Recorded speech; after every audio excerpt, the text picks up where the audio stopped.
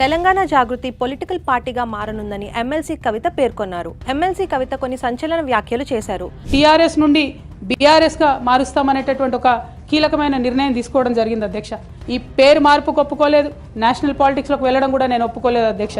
తెలంగాణలో ఏం పీక్ కట్టలు కట్టినామని నేషనల్ పోయి చేస్తాం అధ్యక్ష. మనం ఎన్ని పనులు మిగిలినాయి అధ్యక్ష తెలంగాణలో చేయాల్సినవి. ప్రజెంట్ సోషల్ మీడియా ప్లాట్ఫామ్ గా ఉన్న తెలంగాణ జాగృతిని పొలిటికల్ పార్టీగా కన్వర్ట్ చేస్తున్నట్లు అఫీషియల్ గా అనౌన్స్ చేశారు. తెలంగాణ జాగృతి ఒక పార్టీగా ఎదుగుతుంది, పొలిటికల్ పార్టీగా ఎదుగుతుంది.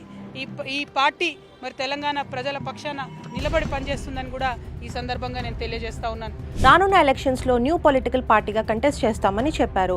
ప్రజలు తమని ఆశీర్వదించాలని, తనతో పాటు నడవాలని కోరారు. కౌన్సిల్ లో తన రెసిగ్నేషన్ ని మళ్లీ అప్రూవ్ చేయాలని రిక్వెస్ట్ చేస్తున్నట్టు కవిత క్లియర్ గా చెప్పారు. ఇండివిజువల్ గా అసెంబ్లీ నుంచి వెళ్తున్నాను, కానీ పొలిటికల్ పవర్ గా మళ్లీ రిటర్న్ అవుతాను అని కాన్ఫిడెన్స్ వ్యక్తం చేశారు. తెలంగాణ పీపుల్ ఐడెంటిటీని కాపాడడానికి న్యూ పొలిటికల్ ప్లాట్ఫామ్ అవసరమని అన్నారు. రాబోయే అసెంబ్లీ ఎన్నికలలో తెలంగాణ ప్రజల పక్షాన నిలబడి పోటీ చేయడానికి, నిలబడి వారి యొక్క హక్కుల్ని కాపాడడానికి, ప్రజల పక్షాన పనిచేయడానికి తెలంగాణ జాగృతి ఒక శక్తిగా ఖచ్చితంగా చట్టసభల్లో తిరిగి అడుగు పెడుతుందనే విషయాన్ని ఎటువంటి అనుమానం లేకుండా నేను ఇవాళ తెలియజేస్తా ఉన్నాను. లాస్ట్ 9.5 years లో 14 lakh crores బడ్జెట్ పెట్టి అందులో 12 lakh crores స్పెండ్ చేశామని గవర్నమెంట్ చెప్పినా పువర్ పీపుల్ కి హౌసెస్ ఎందుకు ఇవ్వలేకపోయారని కవిత క్వశ్చన్ చేశారు. ఇరిగేషన్ కి మాత్రమే 1.89 lakh crores ఖర్చు చేశామని చెప్పినా కామన్ పీపుల్ కి బెనిఫిట్స్ కనిపించలేదని అన్నారు. BRS party has spent about 1.89 lakh crores on irrigation in the last 10 years, but not even one new acre has come into farming today. So in many aspects BRS has failed us. More than anything, we wanted to work for our self-respect. BRS has failed the people who have worked for the achievement of state. So I urge the people of Telangana that I am going to take a step forward. I am going to form a political party in Telangana.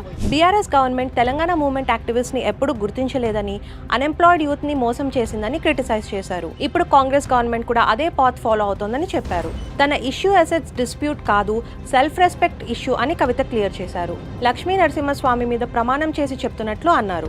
ఒక అవమాన భారంతో తల్లిగారింటి నుంచి, ఒక అవమాన భారంతో ఇంటి party నుంచి నేను ఇవాళ అన్ని బంధనాలు తెంచుకొని బయటకు వస్తా ఉన్నా.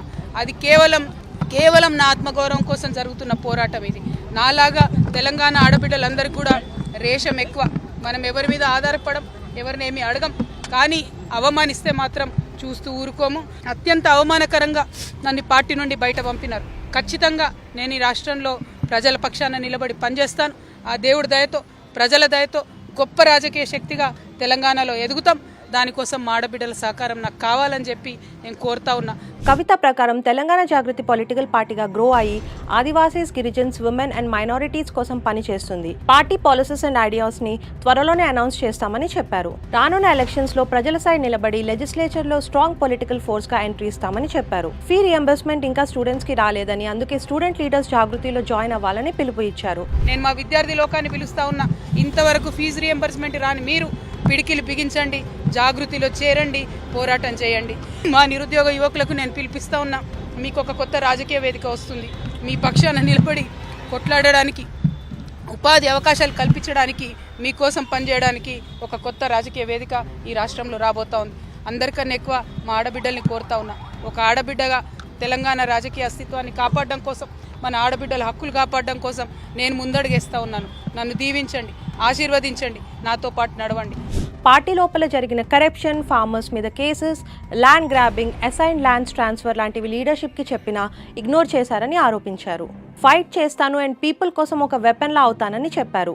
నేను తెలంగాణ ఉద్యమకారిని, అన్యాయం జరిగితే తప్పకుండా ఫైట్ చేస్తాను అని కవిత స్ట్రాంగ్ గా చెప్పారు. తన రిజిగ్నేషన్ అప్రూవ్ అయితే కంప్లీట్ ఫ్రీడమ్ తో ప్రజల కోసం వర్క్ చేస్తానని చెప్పారు. తెలంగాణ పాలిటిక్స్ లో చేంజ్ కి తెలంగాణ జాగృతి ప్లాట్ఫామ్ అవుతుందని ధైర్యం వ్యక్తం చేశారు.